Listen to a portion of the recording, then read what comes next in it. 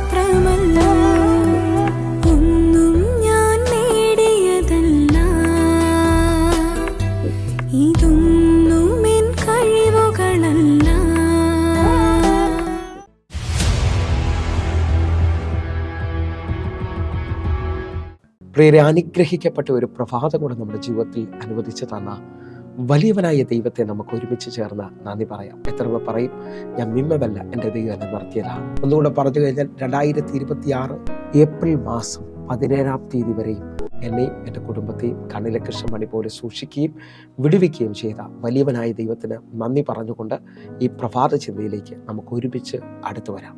നമ്മുടെ ഹൃദയത്തിലെ ആഗ്രഹത്തെ സാധിപ്പിക്കുന്ന ദൈവം.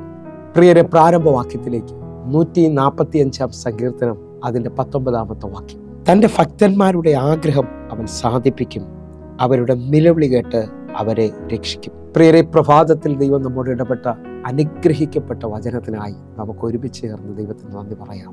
എന്നെ കേൾക്കുന്നവരെ, നമ്മുടെ എല്ലാം പ്രാർത്ഥനയാണ് നമ്മുടെ ആഗ്രഹങ്ങൾ സാധിക്കണമെന്നുള്ളത്. എന്നാൽ ഈ പ്രഭാതത്തിൽ എന്നെ കേൾക്കുന്ന പലതും പ്രാർത്ഥിച്ചിട്ട് എങ്ങും എത്തിയില്ല, ഒന്നും നടന്നില്ല എന്ന് പറഞ്ഞുകൊണ്ട് വിഷമത്തിൽ കേൾക്കുന്നവരുണ്ട്. എന്നാൽ ഈ വചനത്തെ മുറുകെ പിടിച്ചുകൊണ്ട് പറയണം, അവൻ നമ്മുടെ ആഗ്രഹങ്ങളെ സാധിപ്പിക്കുന്ന ദൈവമാണ്. നമ്മുടെ കണ്ണുനീരിൽ നിന്ന് നമ്മളെ രക്ഷിക്കുന്ന ദൈവമാണ്.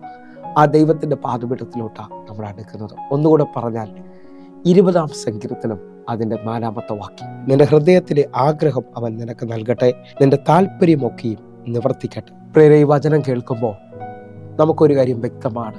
നമ്മുടെ ദൈവം നമ്മോട് പറയുകയാണ്, നമ്മുടെ ഹൃദയത്തിലെ ആഗ്രഹത്തെ അവൻ സാധിപ്പിക്കും, നമ്മുടെ താല്പര്യങ്ങളെ നിവർത്തീകരിക്കുന്ന ഒരു ദൈവമുണ്ട്.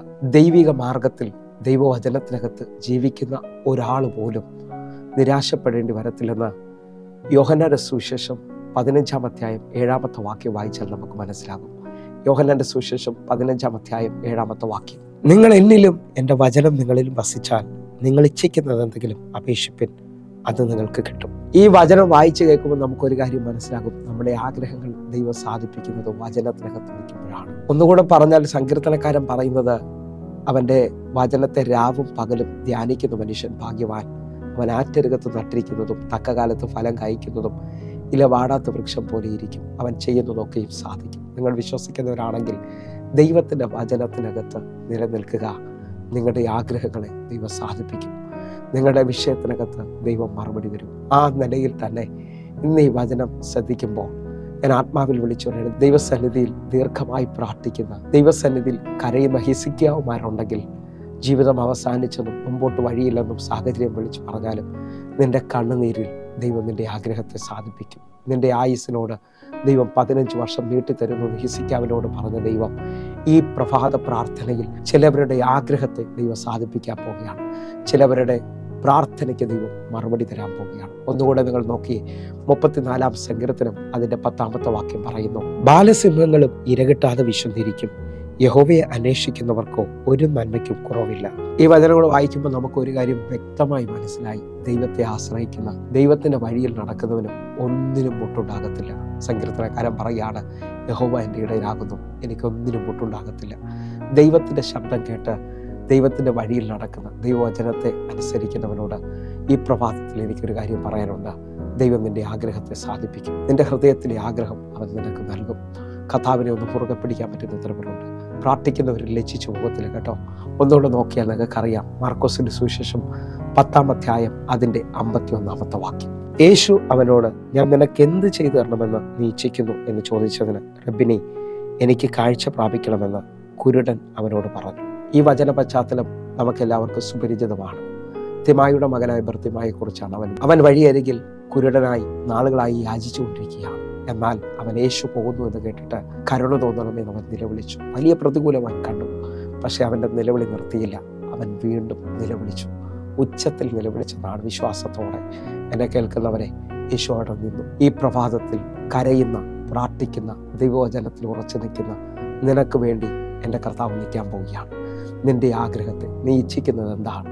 നീ എന്താണ് ആഗ്രഹിക്കുന്നതെന്ന് യേശു ചോദിക്കുകയാണ്. ഈ പ്രഭാതത്തിൽ എൻ്റെ കൂടെ ഒന്ന് വിശ്വസിച്ചുകൊണ്ട് പറയാൻ പറ്റുമോ? എൻ്റെ ദൈവം നിങ്ങളോട് ചോദിക്കുകയാണ്, നീ നാളുകൾ ആഗ്രഹിച്ചത് എന്താണ്?